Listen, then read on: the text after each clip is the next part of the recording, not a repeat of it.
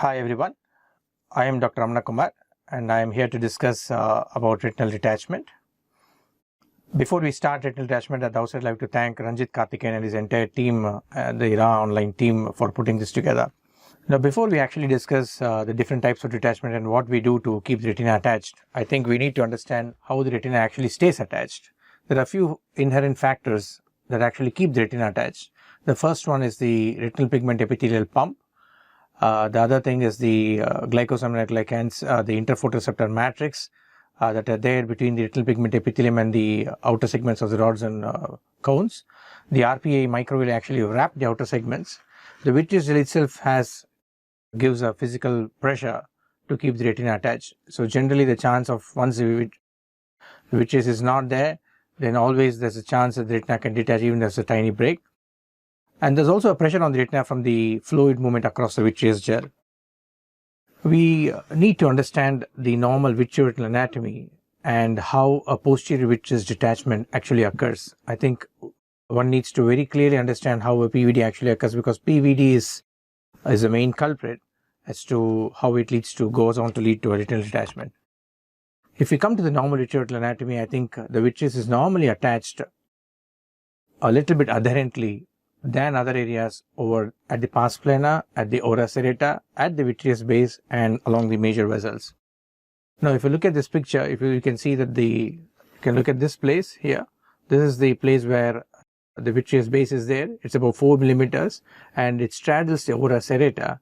So the ora serrata is the place where the retina ends. So vitreous base straddles the ora serrata 2 millimeter above and 2 millimeter below the ora serrata, and this is there 360 degrees all around. Now, we also need to know normal variants at the ora serrata, like the meridional fold, an enclosed oral bay, and granular tissue, which over a period of time, once we start indenting the retina and start looking at the peripheral retina, we can mistake them for holes and breaks.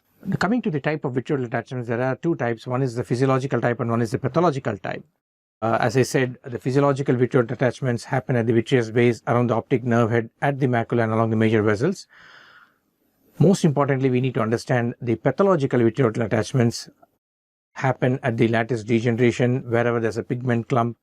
There could be an old inflammation and a chorioretinal scar, places where there is white without pressure, paving stone degeneration, so on and so forth. Now, coming to the physiology of how a PVD occurs, now this is what needs a little explanation. Now, if you see, all of us have what is called as a central vitreous gel, and this gel at some point of time undergoes a little liquefaction, and this over period of here, the vitreous develops what is called as lacunae, or collapse of the vitreous framework. From here, what happens is the posterior hyaloid, which lines the back of the eye over here, the vitreous gel seeps through a small hole through the posterior hyaloid and enters into the subhyaloid space and starts detaching the posterior hyaloid from the perifoveal space. From then on, it progresses towards the optic nerve head.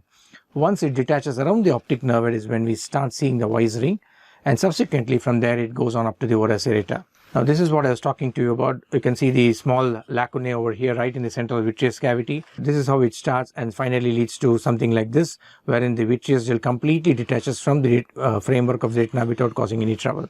Now, this happens, then all of us are safe. Now, unfortunately, this doesn't happen all the time. 95% of the time, the vitreous just come off comfortably, but occasionally what happens, there could be a small area like in over here, where the vitreous is more densely adherent than in other areas. Now, that could be a lattice here, that could be a pigment clump, or any kind of an increased vitreal adhesion. Now, the vitreous starts detaching elsewhere all over here, but then stays attached over here. Now, each time the patient is going to move his eyes, the vitreous is going to keep ducking at this place, and at some point of time, it's something like a tug of war, wherein either the vitreous has to give way or the retina has to give way. And if the retina has to give way, then we develop what is called as retinal tear. Now, that is what is depicted here over here. We develop what is called as a horseshoe tear when you have a PVD causing retinal tear.